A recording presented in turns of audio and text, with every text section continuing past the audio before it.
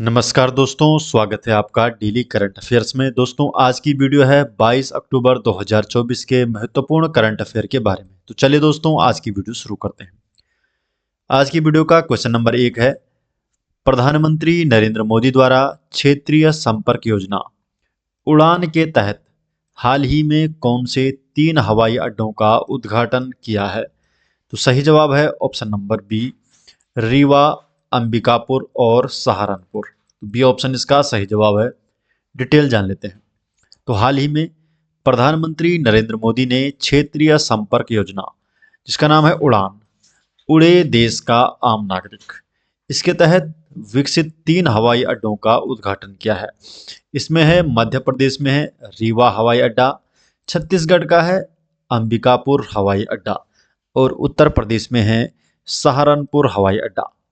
उड़ान के बारे में जान लेते हैं। क्षेत्रीय संपर्क योजना उड़ान, रीजनल कनेक्टिविटी स्कीम RCS, ये पहल है। ये भारत की राष्ट्रीय नागर विमानन नीति, national civil aviation policy NCAP 2016 का एक महत्वपूर्ण घटक है और इसका शुभारंभ केंद्रीय नागर विमानन मंत्रालय ने 21 अक्टूबर 2016 को 10 वर्ष के विजन के साथ किया था।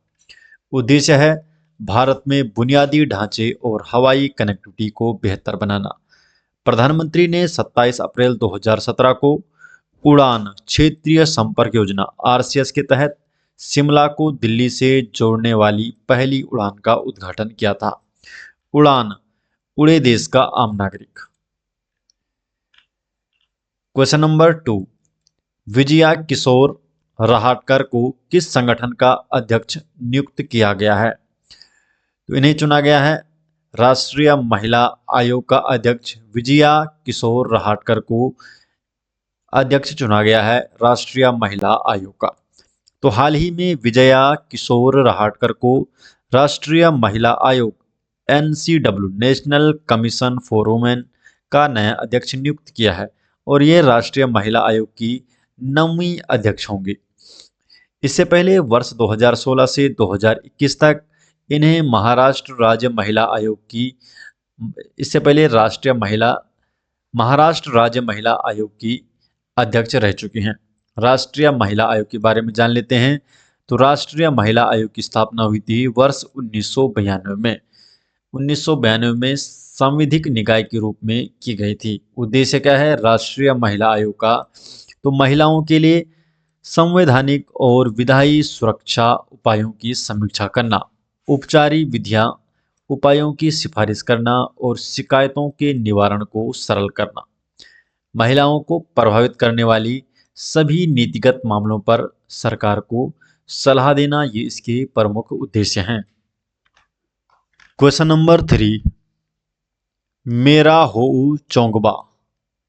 मेरा होऊ चोंगबा जो फेस्टिवल है ये किस राज्य में मनाया जाता है? तो मेरा होऊ चोंगबा उत्सव मनाया जाता है मणिपुर में।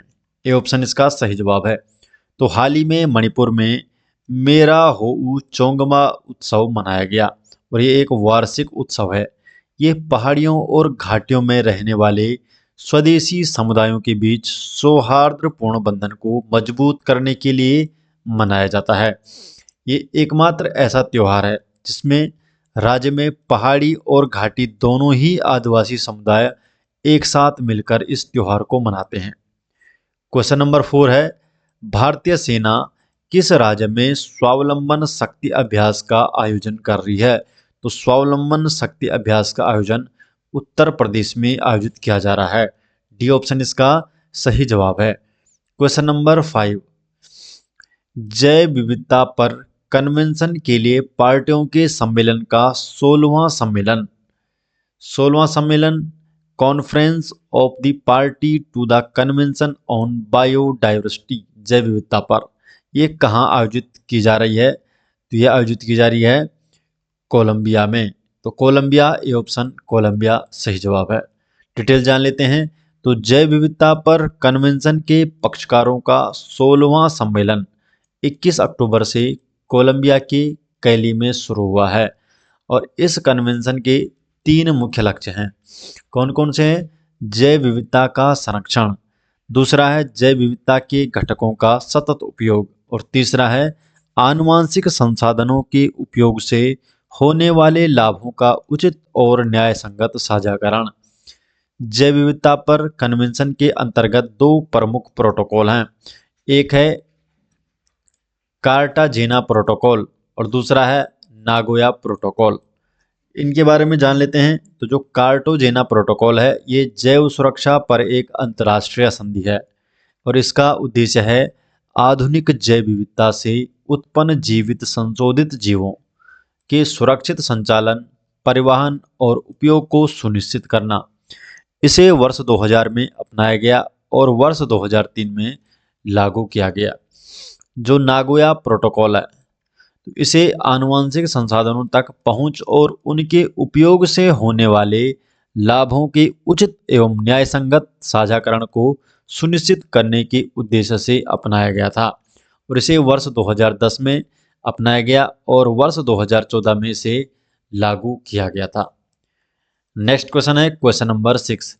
विश्व आयोडीन अल्पता दिवस कब मनाया जाता है? तो जो विश्व आयोडीन अल्पता दिवस है तो इसे हर साल 21 अक्टूबर को मनाया जाता है। तो 21 अक्टूबर को विश्व आयोडीन अल्पता दिवस के रूप में मनाया जाता है।